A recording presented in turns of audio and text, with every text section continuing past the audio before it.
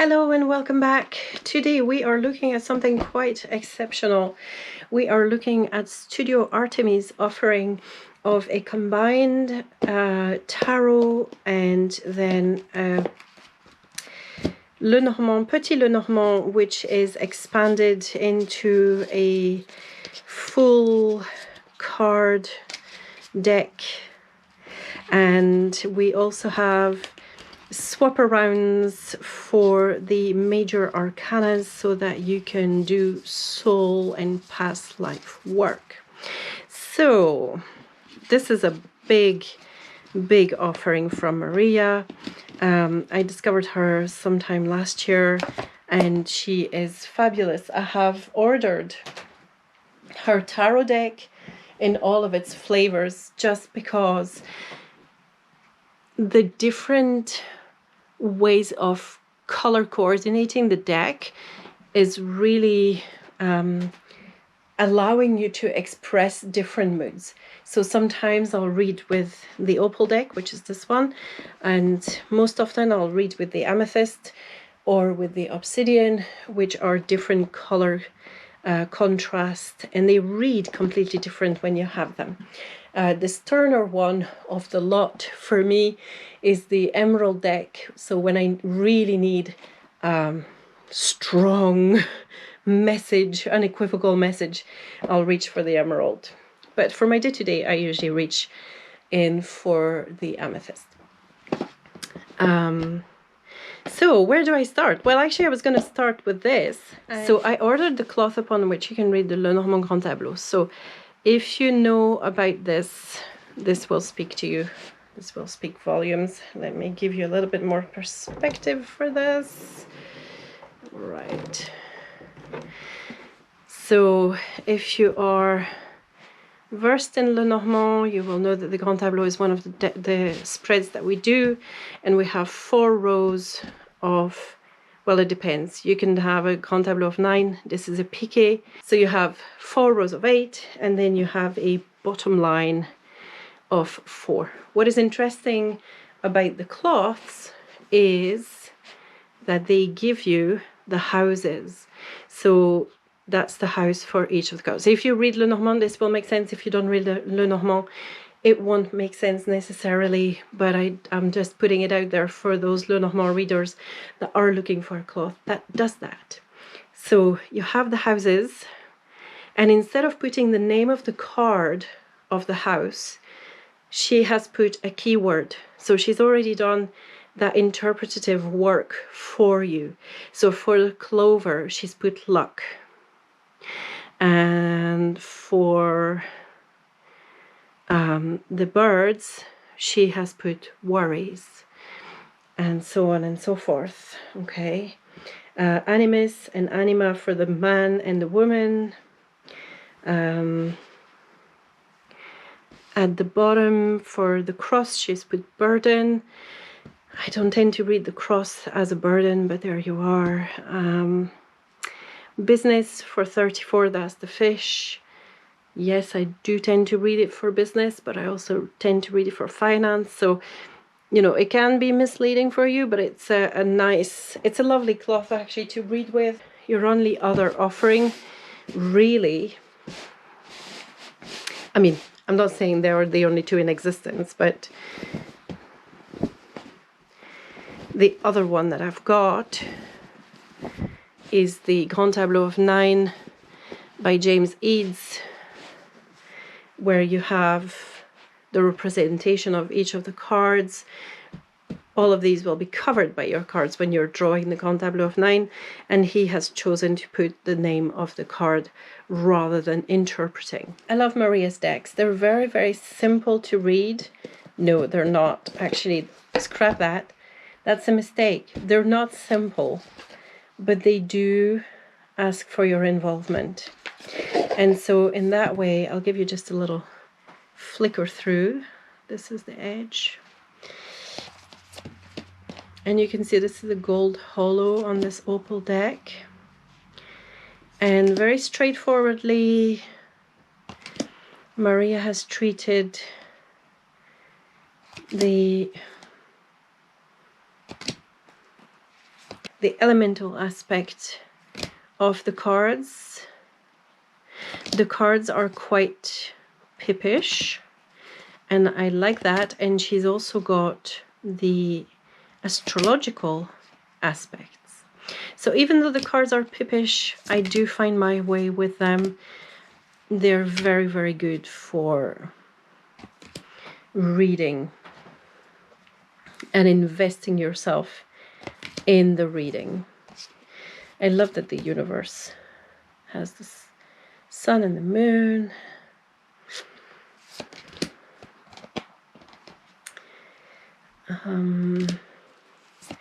Okay, so you get my drift. She has elementally represented these cards, and her decks are just great. All the tarot decks are the same, except that the background changes for each, and the highlight changes for each. So this one has a creamy background with a gold holographic highlight, and the amethyst deck, which I mentioned earlier, has a purple background with a silver holographic background. Now this deck, the Opal deck, this one, is designed to go with the Arcanum Vitae, okay? Or the Arcanum Vitae actually is designed to go with the Opal deck, because she released that after. In the box you have, this deck is an ode to life, a reminder to savor and cherish every little moment and opportunity that helps us feel alive, an invitation to honor those who lived before us and forged this path we now walk, a celebration of all that is and all that will be. May you continue weaving precious memories into the tapestry of your existence. With eternal love and gratitude, Maria. Okay, you have a book. The book is very handy. And the deck is split in two. So on the one side, you have a substitute major arcana for your Opal deck. That's this one, which is a tarot deck. And this substitute major arcana starts with 0, the afterlife. And this is to delve into the whole afterlife path. Okay, so the soul journey in the afterlife. So it starts with afterlife and it ends with reincarnation, when we come back into incarnation. And when you use this with the minors from the Opal deck, then you can get the minors reading as reincarnated everyday stuff, and this being the soul's influence, the soul's journey influence on this life, if that makes sense. It does to me. Hopefully it does to you too. So she has renamed every major, and you will see that there are some themes that are held across the two decks. I mean, this is beautiful. You know, it's very immersive, even though the art itself is minimalist, I would say. You can actually breathe. This is the thing about that I've discovered about decks that have a lot of white in the background, is that the deck actually breathes and lets you breathe, which is hugely enjoyable. Now, in this substitute major arcana, you also have the ancestor card, and I think we saw it earlier, the soulmates card.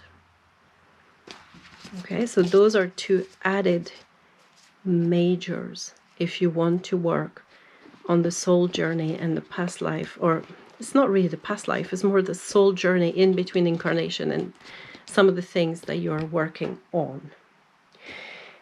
The other thing that is in this box is this game of two halves. Okay. So I read Lenormand, and so I wanted to see, I was really excited to get Maria's take on the Lenormand. Now Lenormand is 36 cards. Now she's added cards to take you up to 52, making a grand divining deck. Now I'm not going to pour over these because as a creator, Maria has made the decision to color the cards according to their general mood and aspect.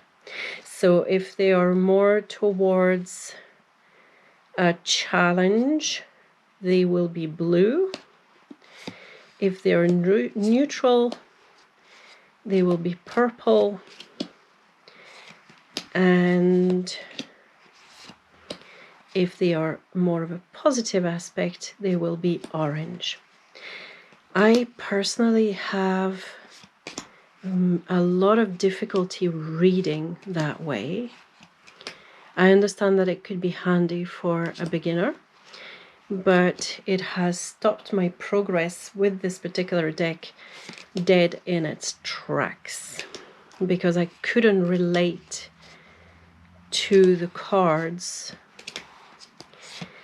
with that aspect being jumping at you, basically.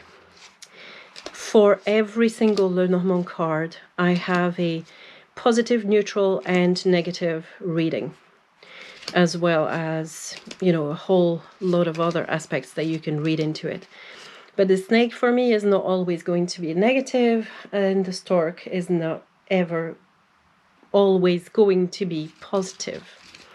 So I really enjoy the fact that Maria has put in the pip.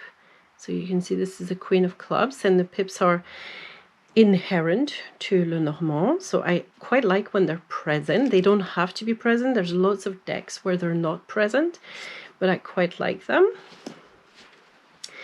But this color coding is really getting in the way for me. I like the border aspect, which makes it look a little bit more like a playing card. And then she's added some astrological aspects as well.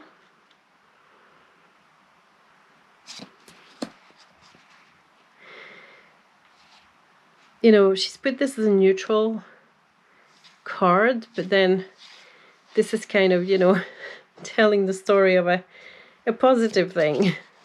Fairy tale. The whip can be very negative, but it can also be that something is high. I have a problem with the color coding. She's not the only one to have done it. And it really, really bothers me. The dog, yes, is on a basic level a very positive card, but I have seen it teamed up with the card. And that's the thing about Lenormand, is that the cards are read in combination. So I have seen it teamed up as somebody who is trying to appear to be this, but who is actually very deceptive. If I only went on color, this would be a very friendly, positive person, and they would have achieved what they were setting out to do, if that makes sense. And I mean, this has come back again and again. You know, the dog teamed up with certain other cards coming back as a deception.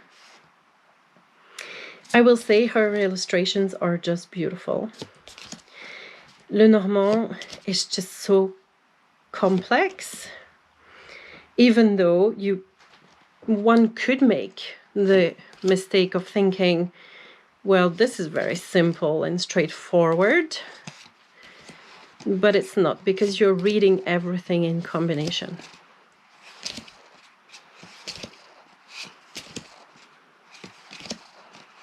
I do like the kitsune as the fox with the many tails.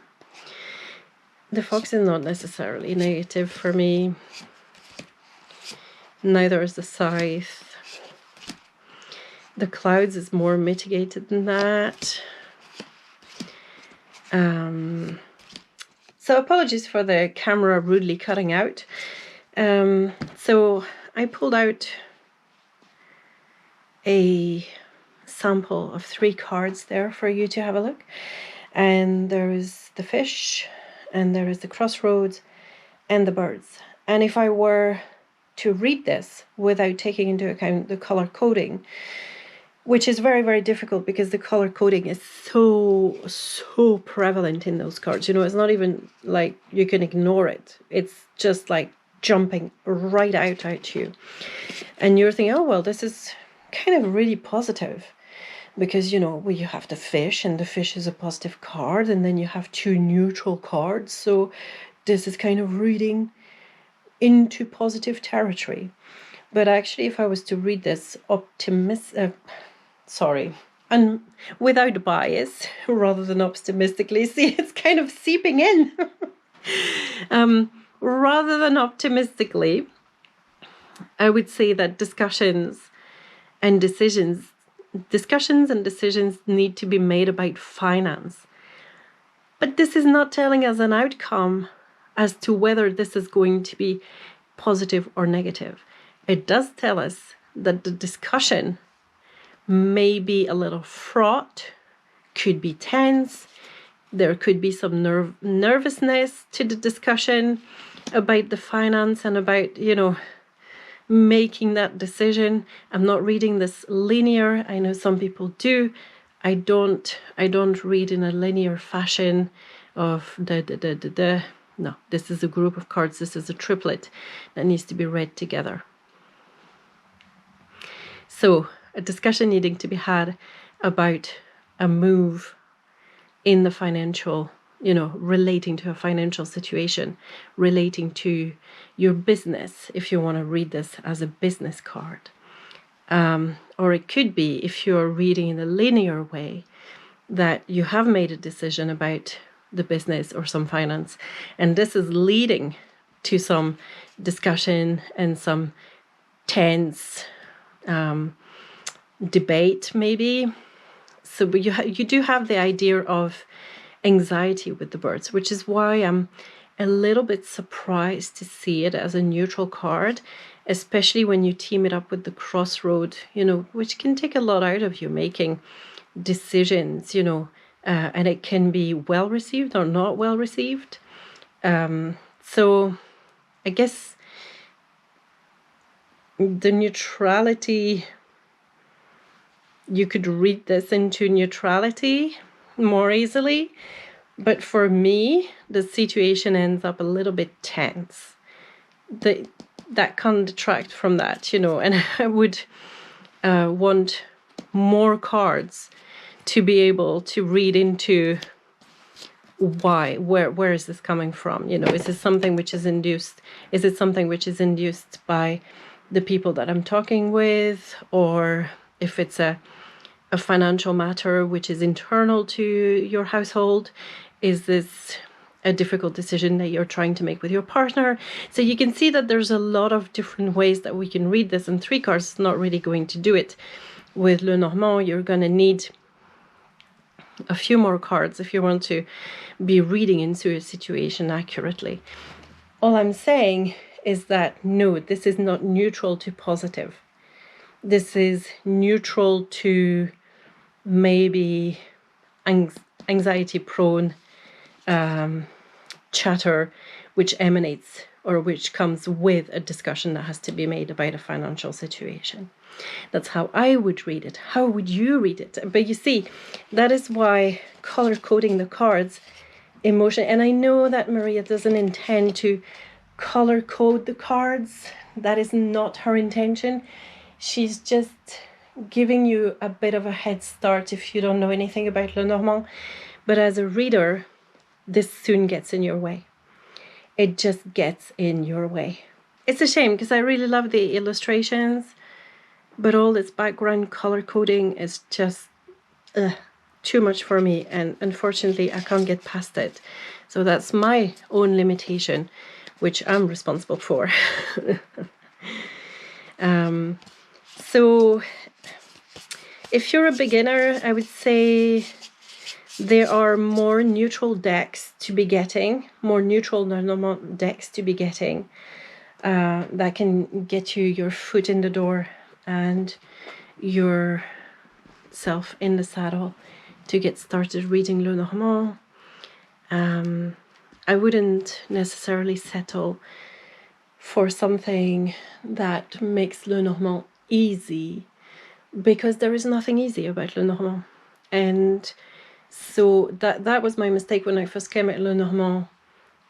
I tried the easy route and it didn't work out, because I could feel that there was a whole host of complexity behind this that I just wasn't getting into. And unfortunately, this is what recreates. So we'll have a look at another deck that also color code the moods of the cards, but I don't think it does it quite so blatantly, so I can still work with it. But that's a story for another day. For now, I'm going to bid you farewell. Please let me know how you enjoyed this review, and let me know if you are into Lenormand. Do you like Lenormand? Do you want to see more of Lenormand? Because that can be arranged. Thank you so much for now. Enjoy your day, and I will see you soon. Bye.